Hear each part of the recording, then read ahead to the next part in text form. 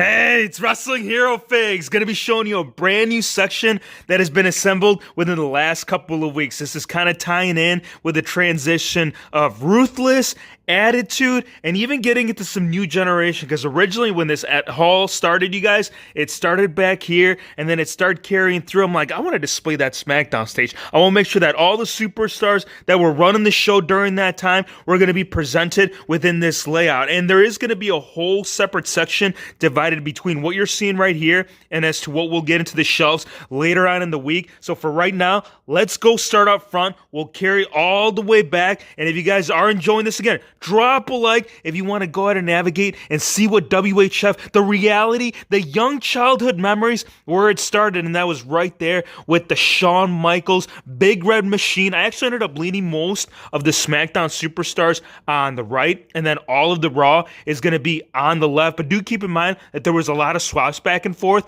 I'm mainly going based off as to like the memorable superstar during that time, and that being definitely right there with Shawn Michaels. Mainly for Raw, I would say he was definitely segmented more as a Raw superstar. That goes along the same with Chris Jericho, and they're kind of seeping in with the rest of the SmackDown roster. We got JBL right next to him, John Cena, Big Show, the Hardy Boys, the ones that I really wanted to put up in here. I actually got two different variations of Jeff Hardy. The one with his tag team run and then his singles run over on Monday Night Raw. But this is an absolute, like, for any team that has been talked about during this time, Edge and Christian for sure, the Dudley Boys, and without a shadow of a doubt, Team Extreme. But give me your thoughts. Go in the comments. Let me know your favorite tag team. Maybe it was Team Angle. Maybe it was those freaking sick customs that we put up on the channel about a few days back, or was that yesterday? I'm losing track, but the thing we ain't losing track is the running, right? The whole show, who brought it on SmackDown? That was The Rock. He was laying the SmackDown on every single Friday night. And yes, I said that correct. When it originally started, technically it was on Tuesday,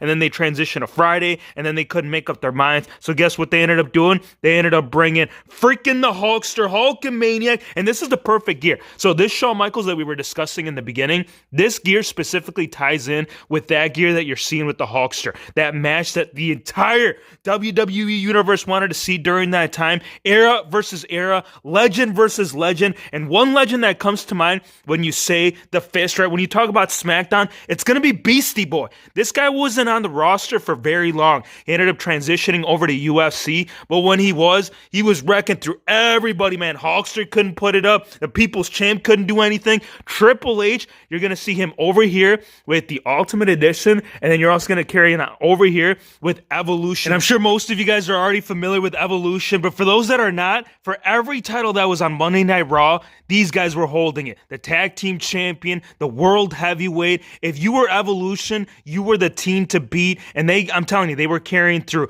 Kane was like the main target on the regular. Goldberg was the next big target. These guys had an epic feud during this time because it was kind of like WCW versus WWE, right? And Mick Foley, I had to throw him in here, the later version, of course, because this was right around the same retirement time that Triple H had thrown him into the shelf. Now for DDP, I know you're kind of seeing him right here, right behind Batista. You are seeing the short hair, and this is not an actual release by Mattel. It is scheduled to be put out later on this year with the upcoming Target exclusive, but this was done by BEW, and this is the main reason why I wanted to display it within this section. I just think it works out really well for him as well as Big Daddy Cool. And no, we ain't going based off New Generation. We'll talk about New Generation in a second, but this is actually a gear that he brought. He brought back something from the younger days, of course, with a different hairstyle. Back then, the man had the mullet. This go around, he was mixing it in with some Big Daddy, with some Cool, with some Too Sweet. That was always being freaking turned up, you guys. Booker T, one of my favorite tag teams